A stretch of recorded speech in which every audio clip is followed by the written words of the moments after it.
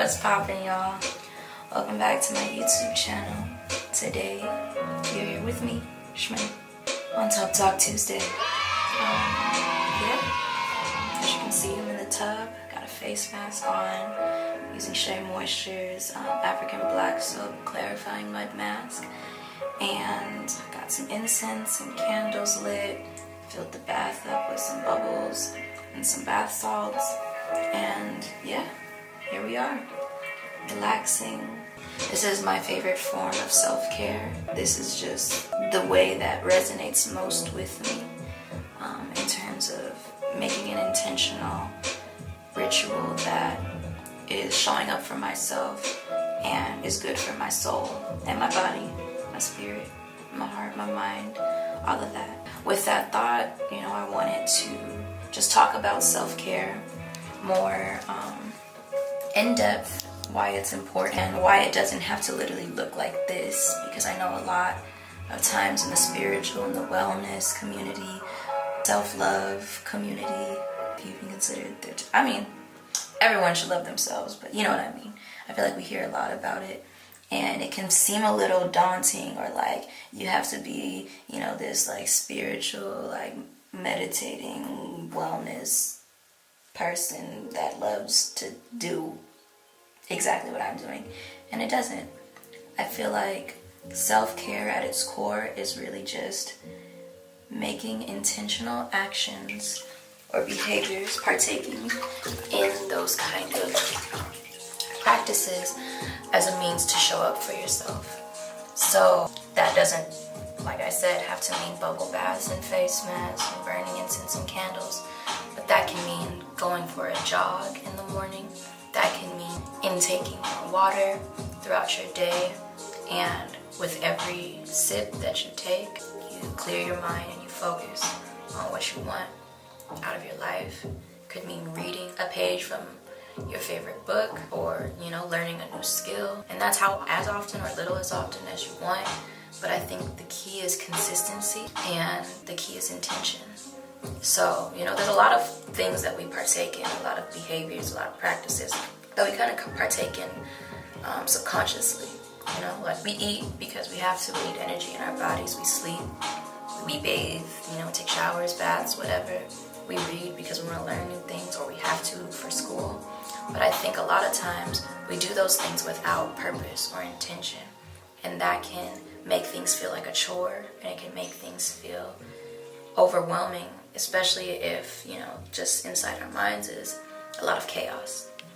And so I feel like self-care is a way to make all of the things we kind of have to do in life more enjoyable, more peaceful, and more just rewarding by adding that intention and adding that bit of consistency. Not a bit, adding consistency, but that consistency can start off as infrequent as you like, or as small, if that makes sense. So if maybe you want to incorporate meditation into your life, but you've never really meditated, or like the one time you did meditate, it was like a class that you took and it was an hour and you're like, I don't have time for this. That's okay.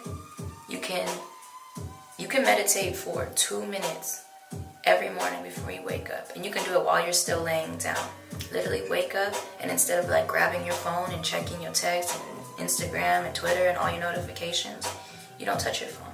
You wake up with your alarm, or naturally with the light, whatever, and then you stay in that position that you're in. Or maybe you lay on your back, eyes still closed, take a deep inhale through the nose, expand your diaphragm, and release. And maybe you do that a couple times, and then you just think about how are you feeling? Like, how'd you feel when you woke up this morning? Like, what did you dream about? What do you want to get accomplished today? What do you get to accomplish today? Not what do you have to. Not what is an obligation, but what is an opportunity? What is a chance?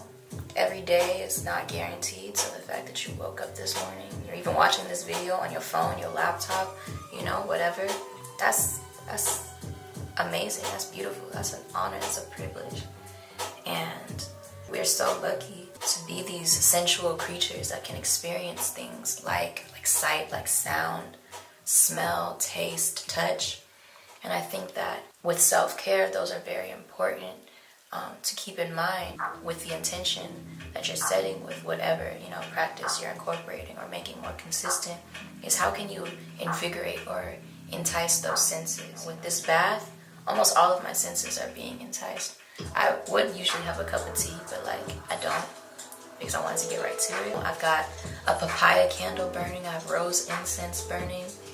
Even the bubble bath is eucalyptus, the bath salts are green tea and chamomile. There's a lot of different scents that are meshing beautifully together. They're swimming in this air and creating the most uplifting aroma right now. That's aromatherapy. I know you guys have heard of that, There's different ways. The way my skin is touching the water, I feel clean.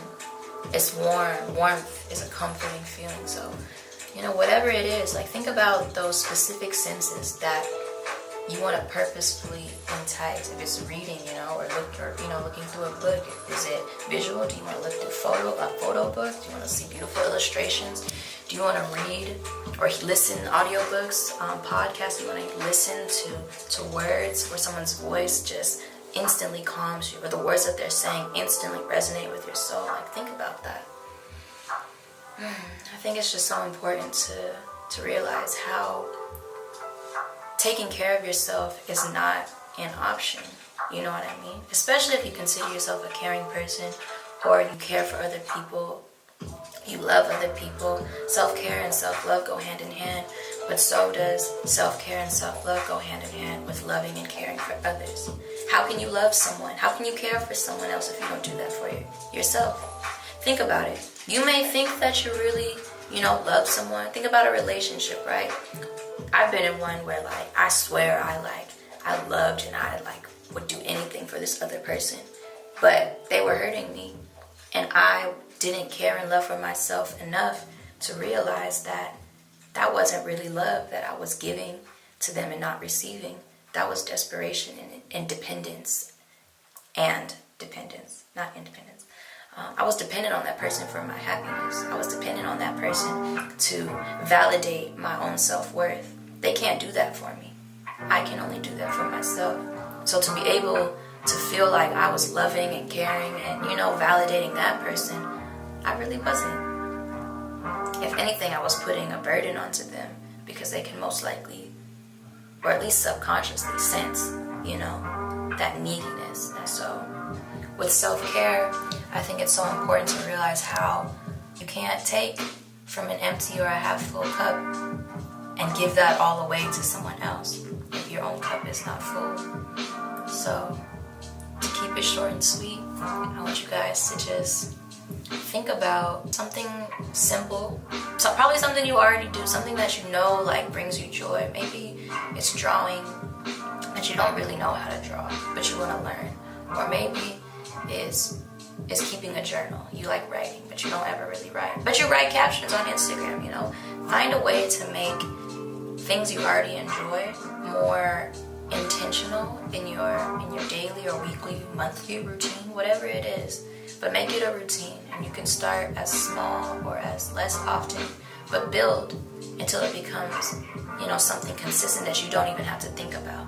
It's gotten to the point where I don't think, I have to meditate or I have to take, a bath. It's no, I know that I'm gonna do this because I want to, because it makes me feel good. By me feeling good, my vibrations are raising higher, and I'm elevating my consciousness, my mood, so that when I interact with other people, they feel that, and they feel good, and they feel high vibrational, because we're such energetic beings, and we're connective beings that we feel, good vibes. We talk about good vibes, good energy. When you feel like someone's energy is off, it shows in their face, in their body language, how they even speak, or the lack thereof, the tone, the power or lack thereof in their voice. It's once you start to become more aware and conscious of just the very things that are very clear indicators of what is this, energy or vibe about to be like for the rest of the event or, the time being that we're spending. It's very clear. But I say all that to say, take care of yourself. You're so important. You have things, you have goals, you have dreams that need to be accomplished, that need to be manifested into the world.